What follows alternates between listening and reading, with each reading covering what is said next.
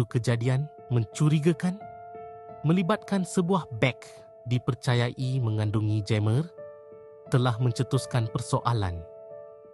Menurut laporan, seorang individu mendakwa melihat suspek yang tidak dikenali telah meletakkan beg tersebut di lokasi kejadian di dalam keadaan yang mencurigakan.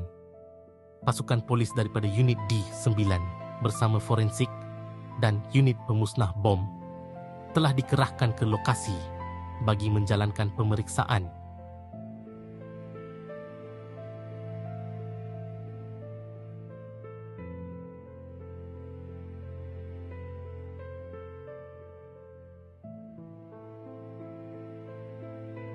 Namun, objek berkenaan telah diletupkan dan dimusnahkan atas alasan sebagai langkah keselamatan.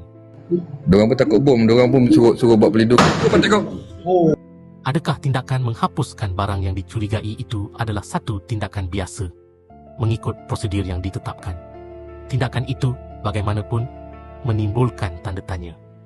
Siapakah individu yang meletakkan beg tersebut dan bagaimana siasatan dapat diteruskan sekiranya bahan bukti telah dihapuskan? Apa itu jammer? Ianya adalah satu alat yang bukan boleh digunakan bagi orang awam.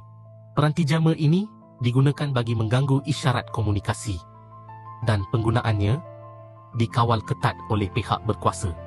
Sebagai rakyat biasa, kita mempunyai hak menjaga dan mempertahankan keselamatan diri dan keluarga. Timbul persoalan, sekiranya objek itu bukan bahan letupan, bukankah siasatan lanjut sepatutnya dijalankan bagi mengenal pasti tujuan sebenar ia diletakkan?